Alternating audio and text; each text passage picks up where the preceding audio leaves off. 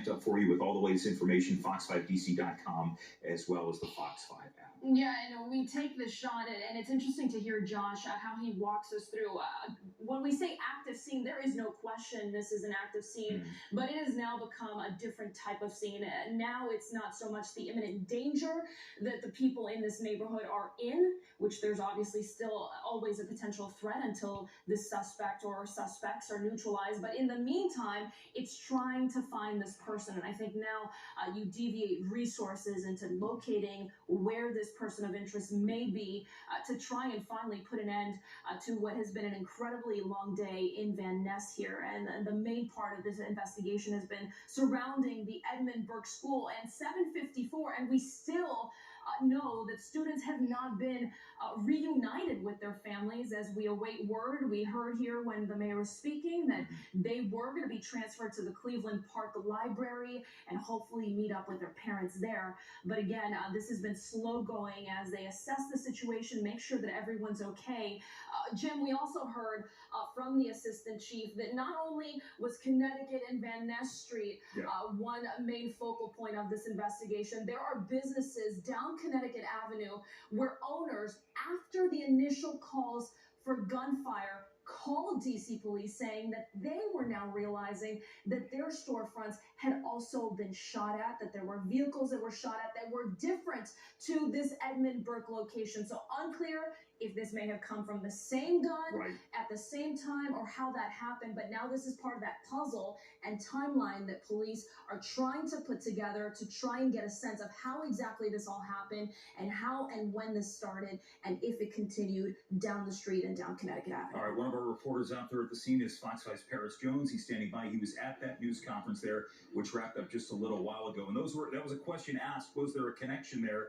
But Paris, at the very end, we started hearing the mayor talk about just this rash of shootings across, whether it's Kennedy Street or Blair Road or here on Van Ness in Connecticut.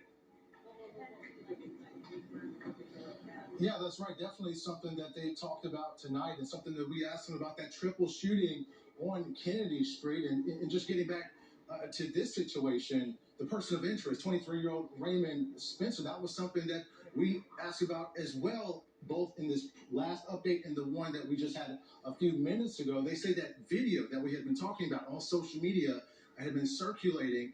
Some people said that this was video of the suspect or the shooter. Now, that was something that police were still looking to authenticate, but now we find out that Raymond Spencer is possibly linked to that video, and this is why they want to speak with him to see if he had anything to do with this, something that we had brought up earlier. Something else that they mentioned in the press update. One more press conference tonight. And this is something that they're talking about now. There's going to be another press conference. There's going to be another press conference at some point later tonight is what somebody from the mayor's staff just brought up, guys. Sorry about that. But basically, police also talked about there being possibly a fourth victim. Well, there is a fourth victim now, a woman in her 60s with a gunshot wound. She is expected to survive as well. They also gave an update on the other 3 victims in the hospital. They said they are still in stable condition tonight. So it's a lot of information that we're still looking for as far as this person of interest, 23-year-old Raymond Spencer out of Fairfax. We hope to get some more information about just who he is and what his role is in all of this right now, guys. All right, Paris, thank you. Again, we are going to give you a live look at the scene and remind you in just a few moments, our coverage on Fox 5 will end for the time being. We're going to go over to Fox 5 Plus, and then, of course, Marina and I will be back here on Fox 5 at 10 o'clock with the latest. I did not hear behind Paris. They did not give a time, I believe, when this next briefing will be. But when that happens, we'll bring it to you wherever it may be, Fox 5 Plus or on fox5dc.com and the Fox 5 app. More people crossing the street there. We're trying to adjust the contrast here. Obviously, this is a difficult time of day as the sun is setting. But again, waves of people that continue to come out of Van Ness Street and being evacuated. And we heard from we spoke with another resident, Laura, earlier in the 7 o'clock hour, and she was saying that she was across the way from the Ava building, which seemed to be a main point there for investigators and for police, and that she saw police coming into her building and they were doing a sweep. She said she was high up in the building and they'd not yet reached her floor. She hadn't gotten a knock on the door that it was time to evacuate, but it seemed to me that she got the sense that that was coming, and clearly they're trying to get that block as clear as possible to make sure that they can finally close out it, that there is no threat on that street until they find whomever is responsible. But again, that person of interest identified as 23-year-old Raymond Spencer of Fairfax, Virginia, and police clearly calling for Mr. Spencer to turn himself in.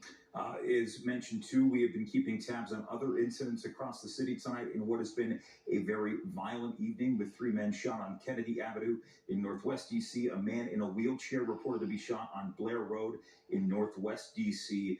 Those situations remain under investigation at this hour, but clearly the focus on here, and I would say arguably rightfully so, is the fact that in this situation you had an entire school locked down, kids forced to shelter in place for hours.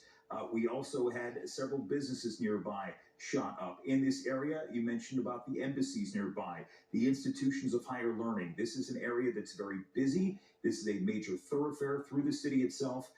But there is a broader conversation to be had, which we will certainly have that conversation. But without question, yeah, we're wrapping up our coverage here on Fox 5 as we take this shot here from Sky Fox over Connecticut Avenue in the Van Ness neighborhood. And here is a live picture of that reunification of those students from Edmund Burke look at who are that. getting off at Cleveland Park Library. We are going to go live back to Stephanie Ramirez. That will happen on WDCA Fox 5 Plus. You can continue to watch our live coverage, again, Fox 5 Plus, right now.